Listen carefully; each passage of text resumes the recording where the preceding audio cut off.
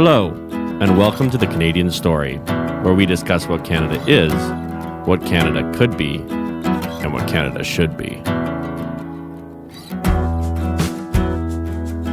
Hello, everyone, and welcome to another episode of the Canadian Story. Very pleased to have someone that I share a name with, David, on the podcast. He's from Quebec.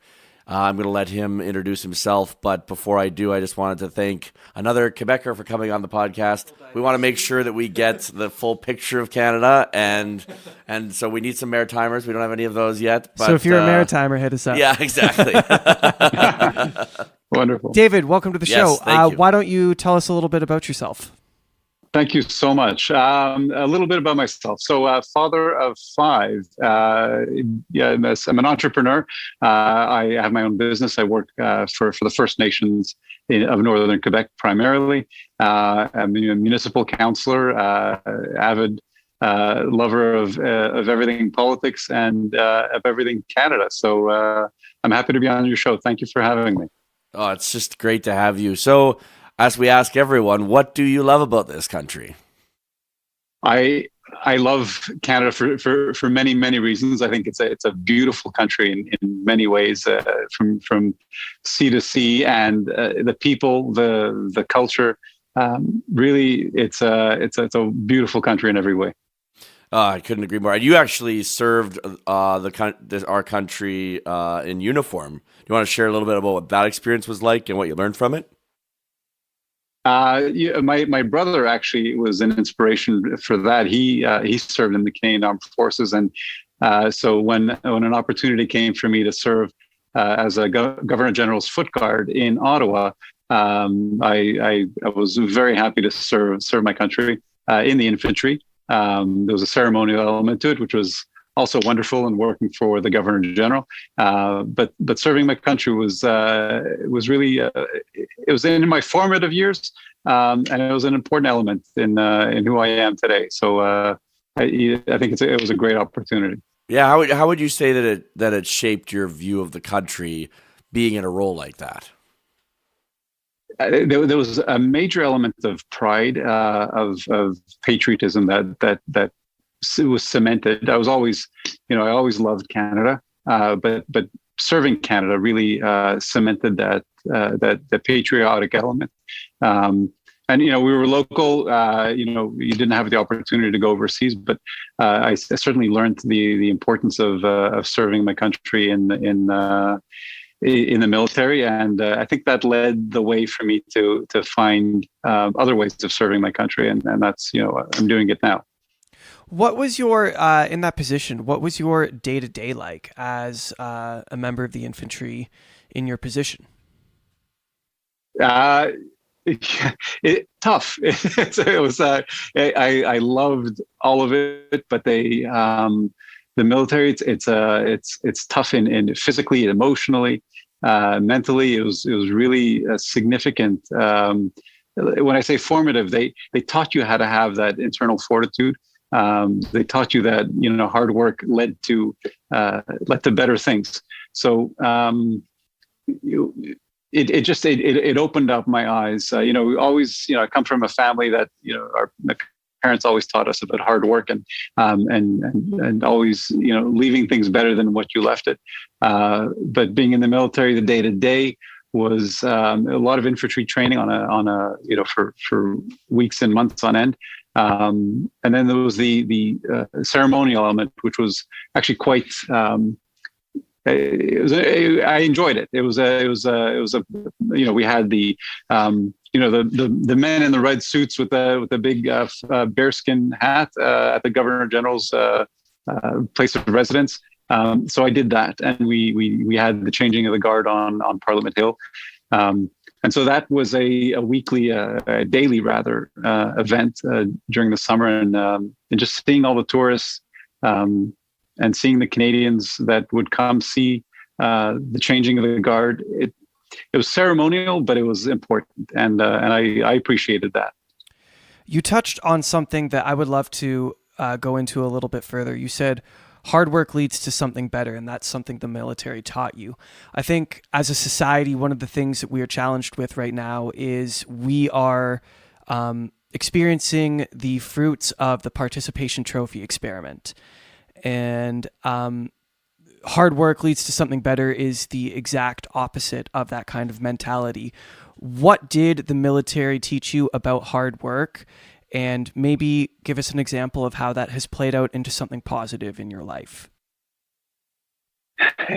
Yeah, the participation trophies is something that that bothers me immensely. Yes. Me too. It's the hard work. It really it was making yourself better.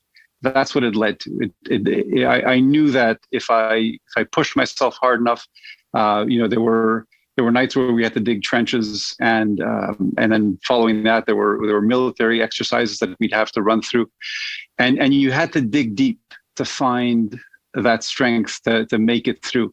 And I have a tremendous amount of respect for our military that goes overseas and serves our country in dangerous situations. I experienced a small percentage, an infinitesimally small percentage of the work that they do. But in that small exercise that we did, I found in myself a strength. And my father always taught us, you can work smarter. But my dad also taught us that, if you're not getting it, you're not hitting it hard enough. So pound that square peg into the round hole if it doesn't go in. I love that. So it reinforced what I learned, and learning something from your parents when you're 20 years old is something you take parts of it. You appreciate it much more when you're a parent yourself.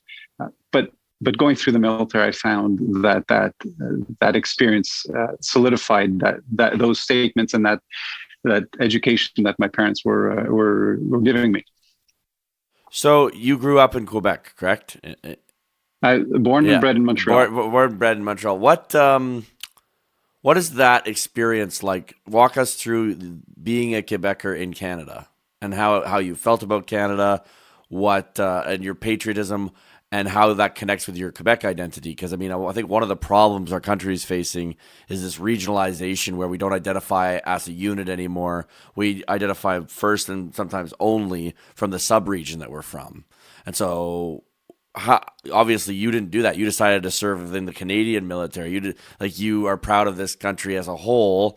So walk us through how that happened and why you think, or what are the experiences like for you of being a patriotic Canadian in a place that at times has been kind of anti-Canada?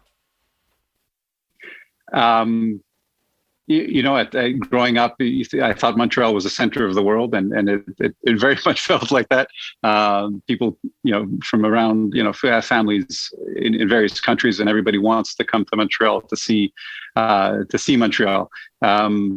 So I always felt, a very strong attachment to Montreal as my hometown. I always identified as a Quebecer as well. I always, when people said, "Where are you from?" And I worked internationally.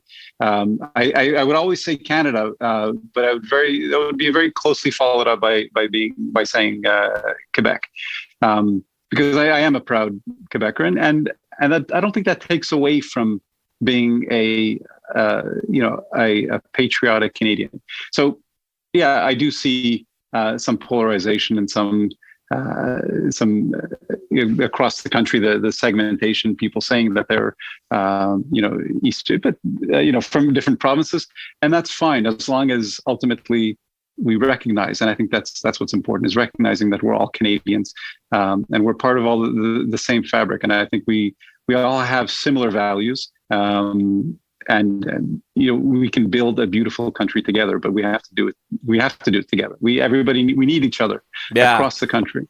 I've always said that that Quebec is the heart and soul of Canada. Like without Quebec, I don't think we would have the level of, well, it's impossible to imagine Canada without that marriage of French and English.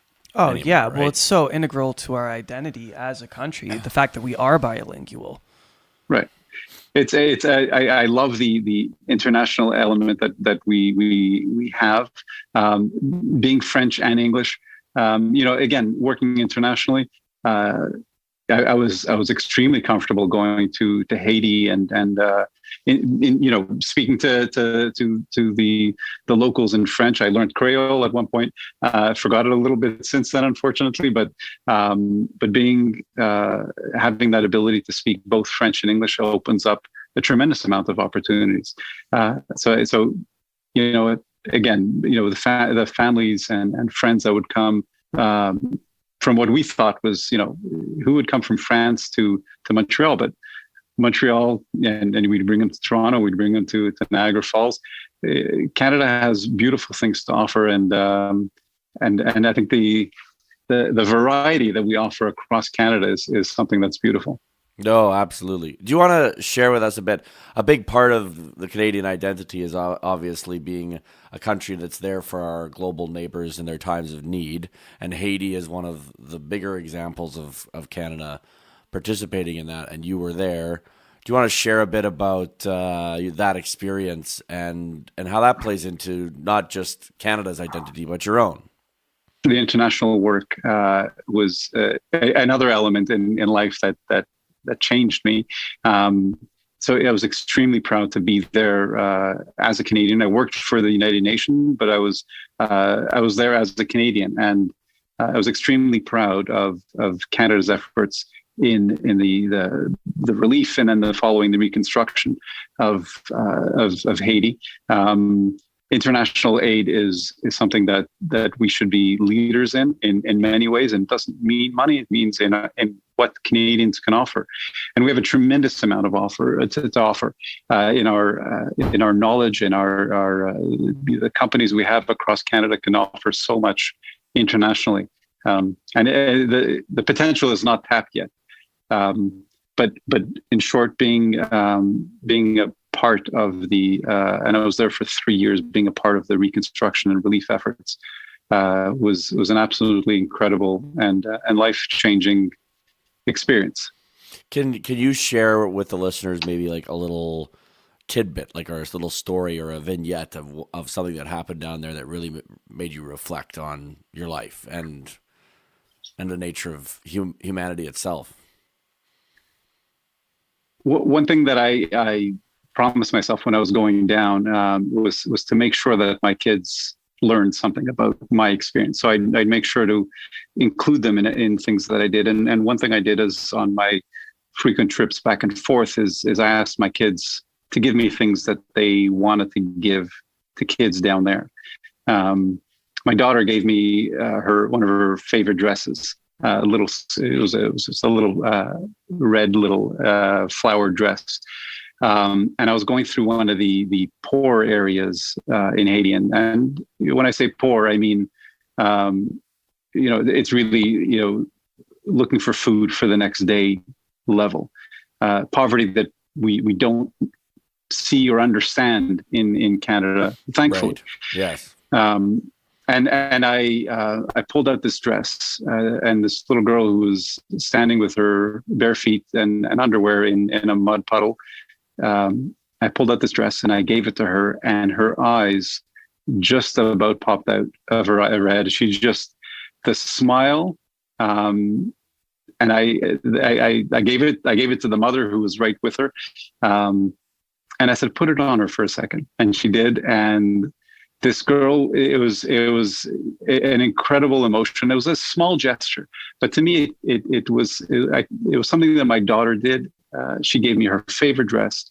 I gave it to this little girl who had nothing, and that really showed me a small picture of what our efforts can have internationally.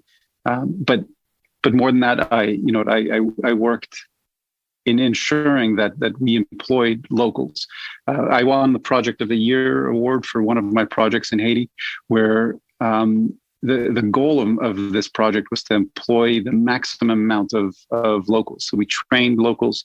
So there was an educational element, there was an employment element, and there was what we left behind was people that were gainfully employed, educated at a different level. And there's a lot of engineers, educated people, but we showed them how to build better. And leaving that as a legacy for, I say from Canada, because that's where all of this came from, was something that really marked me. It was more than just sending money or, there's a lot of organizations that collect a lot of money and they do great work. But this net effect of really changing how things are done was something that marked me. And when I came back, I felt the need to continue that kind of work. You mentioned, I forget exactly how you said it, but you said true poverty, not knowing where your next day's meals come from. There is in the Western world, in North America, there seems to be this cultural trend of really complaining about the situation that we're in and looking very down on our social constructs and our institutions and our really way of life. And my parents spent 14 years in missions trips in Central America, and you've spent time in Haiti. And although I have not been myself, I know from their stories and now some of yours, the level of poverty and, in that sense, despair is just so different.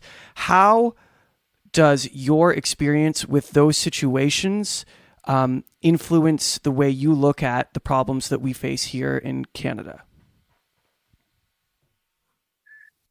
Yeah, we have problems in Canada. There's no question, and there's poverty, and there's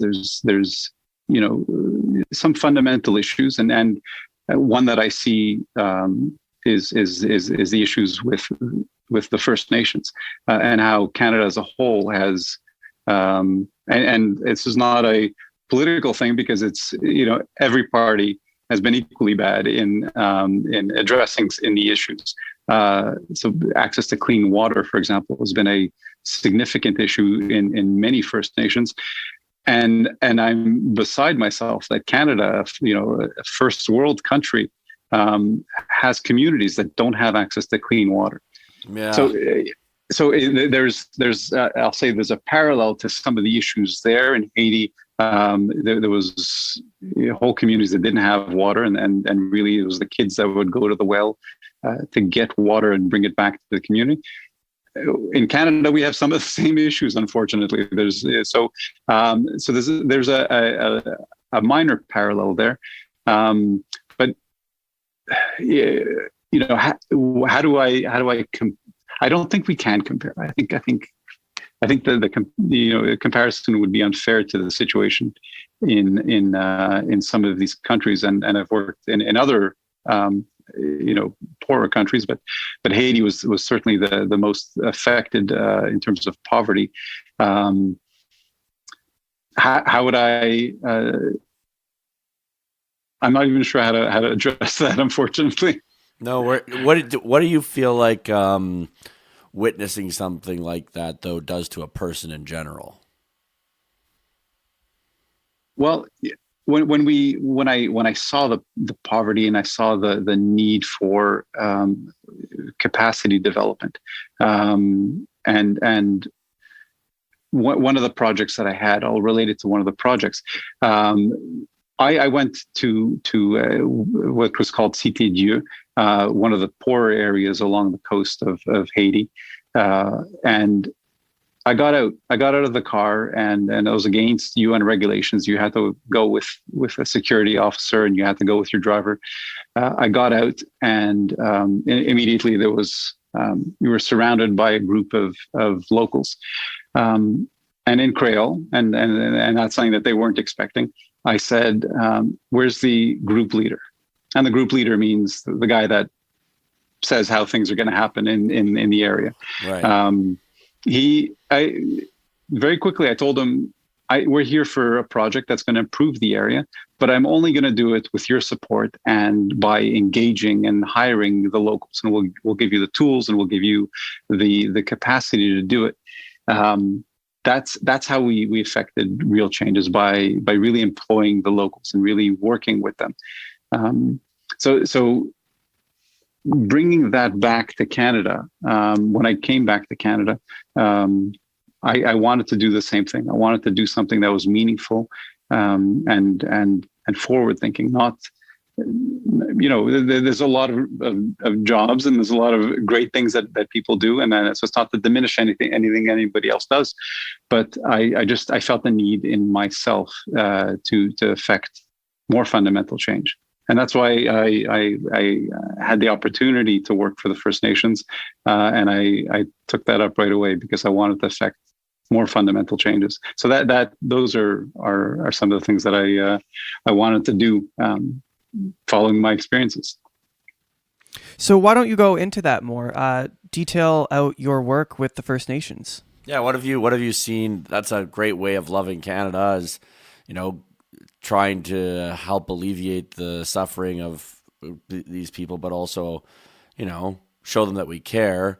And I love that when you came back, you're like, oh, I'll look for the same kind of problems in my own country and try to solve them. That's just a beautiful, not only sentiment, but then to take and act on that sentiment is truly noble, I think. And it's what I liked what you said. You're like, I wanted to do something like that back home. You found your passion, you found your calling, you found the thing you love, which is helping these people who need it the most. What have you learned? Because I find that when we find our passions, we actually learn way more from them, and we get more from our passion than we ever give to it, if you do it right. You know what I mean? So what have you learned from that experience of giving? I learned we can make a difference, and you connect with people, and the experiences that I transfer to my children is something that I value. We all learn in our textbooks about the Iroquois and the Mohawk and the Cree and the different First Nations, and we learn about it in a very specific way. But I speak to my children about personal experience with the First Nations, and I learned from them. I grow from the things that I learned. I'm disappointed in Canada in things that we've done of very recent history. Yes. And they don't teach you this in our books. But we. I learned it by, I was in one of the flights was canceled, and I was in a 12-hour car ride with an elder from one of the communities. And he told me about the residential schools and how he was torn away from his home, and how it affected his parents, how it affected him, and how the Jesuits wanted, and in his words, from what they told him, wanted to take the Indian out of him. And this was funded by the Canadian government. And this is very recent history. Mm-hmm. This is not going back to Christopher Columbus time. This is here and now. And so when I transmit that information to my kids, I feel that I gain more, and my kids understand Canada better. And ultimately, I know my children, and hopefully their friends and people that I speak to, will drive our politicians to do better, because we need to do better, and in so many senses. So bringing back my experience, like I said, it was life-changing in many ways.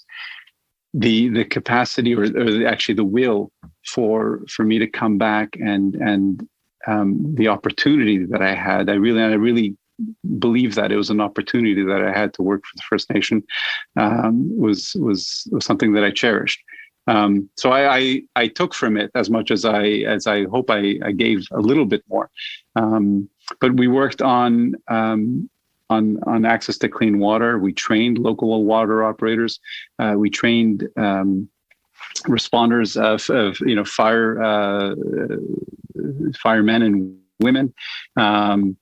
So those many elements we worked on, infrastructure projects that just improve the communities. And these communities are rich communities in so many ways, in culture and in know-how. And it's just, I think we have so much more to learn from our First Nations that I would love more Canadians to experience. And the country, when I say the country is beautiful, when I've traveled up there, be it winter, spring, or summer, it's breathtaking how beautiful our country is. Oh, So 100%. Yes. I like. So, what have you in the process of this almost journey of discovering the truly horrendous things that Canada did to the First Nations, but also their resilience, and again getting to know them? It's almost you're studying the first history of Canada in a sense, right? It's the people who were here for so long and living such different lives than we live now. And I think there's an element in society that just despairs on this problem that we have because of our past actions ever being solved. But you seem very optimistic and excited about your work with First Nations. And like, I loved what you said. You can make a difference. I think there's a lot of cynicism in society right now. A lot of people believing, oh no, nothing works. Nothing ever gets better. I love your attitude. I want to know where you think that came from and how other people share with the listeners how other people can get it. Because, oh man, the number of people that I hear just like you said, whining and complaining, claiming that there's no way out, that it's just always this bad criticism upon criticism. We need some hope, right? We need someone to come along like you just did and say, no, if you work hard and you care, you can make things better. There's no question. We can all make things better, and that's one of the fundamentals that my parents always taught me, and it's fundamental in my religion. We're here to repair the world. Tikkun olam is repairing the world, and that's our duty. So to leave here with a better world than when we came is our obligation. And there's no way about it. There's no two ways about it. It's things can get better. If we're talking about the First Nations, they're filled with business people and business-minded people, entrepreneurs, and it's impressive to see how some of these communities have developed and flourished. And I don't think Canadians know this. I think Canadians think of these communities as backwards, limited capacity. No, these are communities that want to thrive and should share in Canada's resources and not to get into federal politics, but the Trans-Canada Pipeline is something that First Nations across the country, if they participate in and actively participate, and obviously with when I say participate, I mean not just financially, but I mean being employed by it and right. Being the entrepreneurs that drive it and benefiting from everything that happens within the context of preserving the environment, within the context of preserving cultural lands and ways of life. I think many of them from the people that I've spoken to want this. But we put the politicians in charge of telling them what is good for them, and it should be the inverse. And I think Canadians across the country would benefit from doing what's right as opposed to doing what's nice politically. And we would benefit. They would benefit. Everybody would benefit across the country. Yeah, we need more courage. I say this a lot on the podcast: is we got to save this country from timid men, because timidity is never a virtue. Humility, others are, but to lack courage is the complete opposite of virtue. And I just feel like we have a lot of people in positions of power right now who don't have a lot of courage. There's a lot of virtue signaling, a lot of indicating of what is good, as opposed to actually listening to the people and understanding how Canada would benefit across the board if we did things in a better way. And it takes courage, and it takes people that are not afraid of the next election, but really about what's good for Canada as a whole. And I wish we had more politicians like that. We do have some. I'm not saying all of them, but yes. There are some that are looking out for really what's truly good for Canadians for the long run. Yeah. So that brings us to you're one of the, a man of many talents. You're also an elected representative, or right now, and are running again, I believe. That's correct. So I'm a city councilor in Cote Saint-Luc, and I'm running for the mayoralty of Cote Saint-Luc, so my community, and I'm looking to make things better. And I'm not looking to be there for 30 years. I'm looking to do what's right for the community and help build the community. Share a little bit with us about how municipal politics, how that's it's a different beast than state, provincial, and federal, but also you've probably seen a lot of municipals the closest to the people. It's the one that deals with the issues that are most tangible locally. I love that you want to serve, and so you decided to go and serve on the most hands down way. What are some of the ways you want to help your community improve? Share a little bit of your vision. So it absolutely is the closest you are to your elected officials and the people you have that have the most impact on your day-to-day, from garbage collection to, what the parks look like. How do I want to make my city better? I think we need to look towards the future and not towards the next election. I think we need to invest in our infrastructure. There's been I feel, and the residents feel, significant lack of investment in our infrastructure, and that drives so many elements. So as if people are able to get to and from work in a quarter of the time, their day is improved. Yes, if our parks, true. if we invest in our parks and the kids are active, and especially through this COVID, if we gave them more capacity to be active in our community, the kids would be better off, and ultimately the families would be better off. And spending our money in a smarter way. I think there's too much of a big government. Too much of a big government has been established in the city, and I think we need to be more effective. I think we need to be more effective with how we spend our money. And that again has an effect on the local residents, because taxes keep going up, and if they keep going up at a rate faster than what the income is, then we're going to have a problem. And we can't be negligent. We have to be effective with how we spend Canadians' money. Or Cote Saint-Luc residents' money. We're all Canadians, but how we spend our money and invest our money for the future.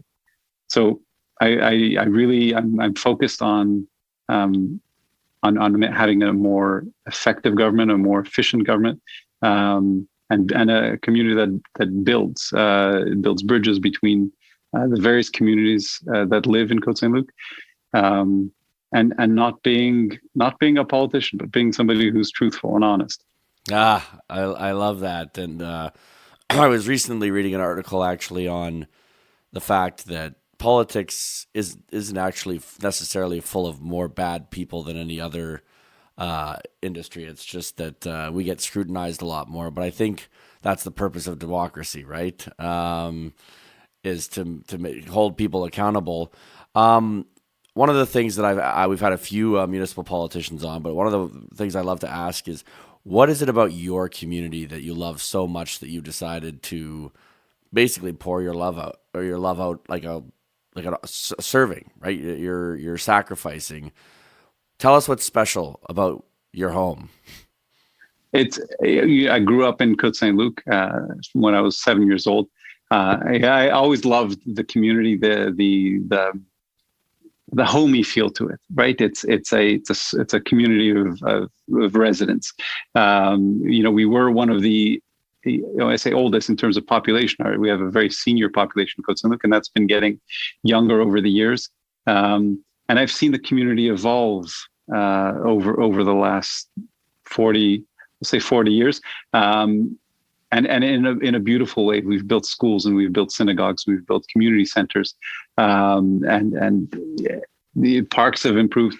So I see a lot of changes, and I've seen a lot of changes over the last 40 years, and I've come to love. I've always loved Cote Saint-Luc, but it's it's something that I fundamentally love, and I want to continue to improve.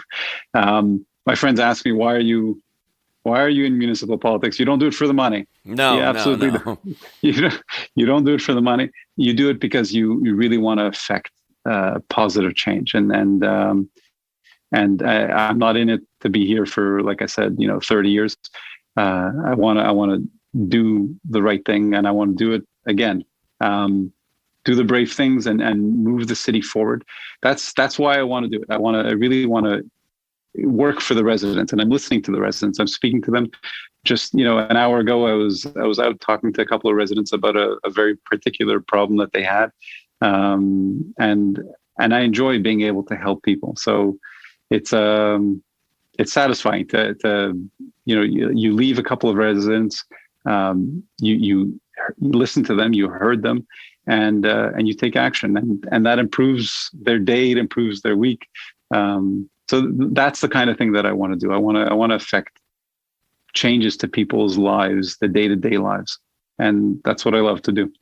You keep saying something, and I want to touch on it. You keep saying, "Do the right thing. Do the right thing." You've said this a few times.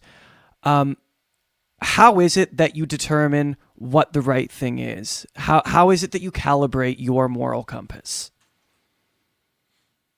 I have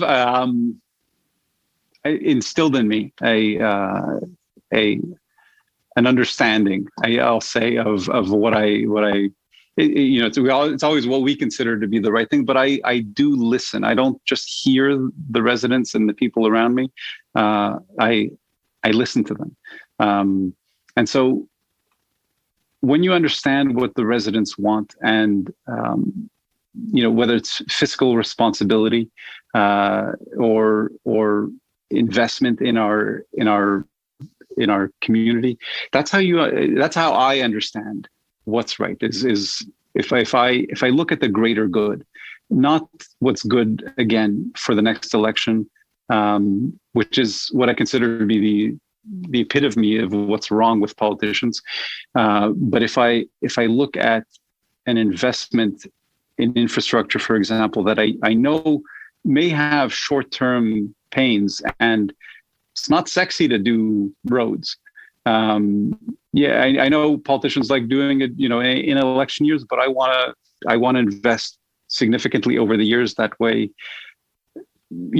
come the long term, everybody benefits. And so when I see a longer vision, I think that's how I know that it's the right thing to do. Because if it's a short-term gain, my sensation is it's not the right thing. If I see a long-term gain for the residents, and it's ultimately what they are telling me, then I have an understanding and a comfort in saying that that's the right thing to do.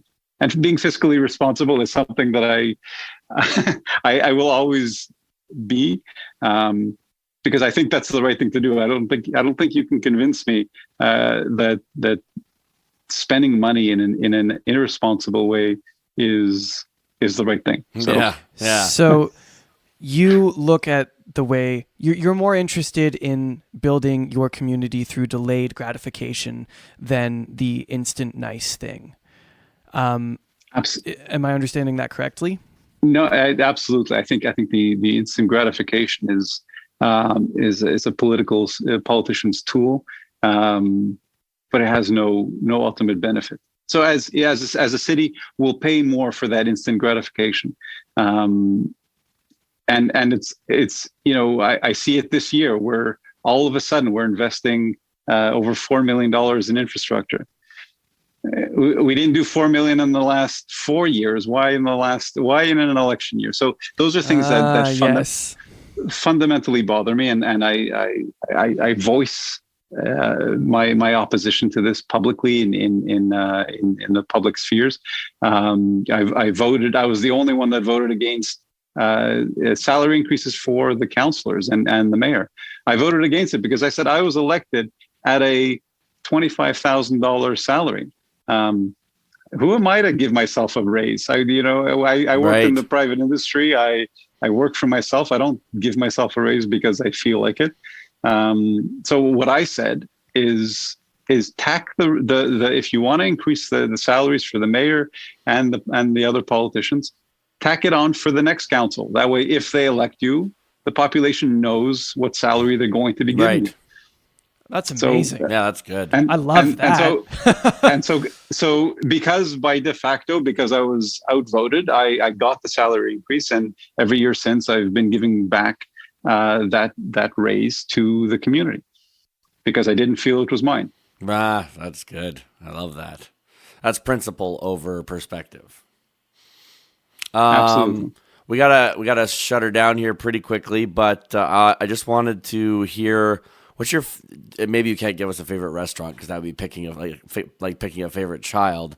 But like, what's a great memory from home of a place that you just went to and just had a great time, and it kind of encapsulates the spirit of your home. Yeah, unfortunately, through COVID, I've been stuck in my sphere for the last year and a bit. What encapsulates? That's a fantastic question.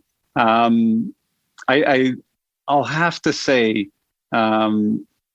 if I had to go back, obviously just a little bit. We had a family event in the backyard. This is pre-COVID, of course. It really just having friends and family over in a venue that was quiet. That encapsulates my happiness. Really having friends and family, and a bit of good food. Beer doesn't hurt, but that's where I'm dreaming to be back to in short order. Once we make it through all of this mess, is being able to have those kinds of gathering, because that's my happiness. That's my go-to, more than any restaurant, more than I love that. I love place. that. That's beautiful. Well, thank you for coming on.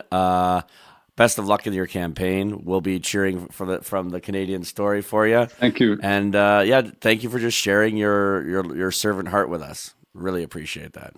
Thank you so much for the opportunity. I appreciate it, and I'm looking forward to continuing to listen to the Canadian Story. Oh, thank you. Thank you for listening to The Canadian Story.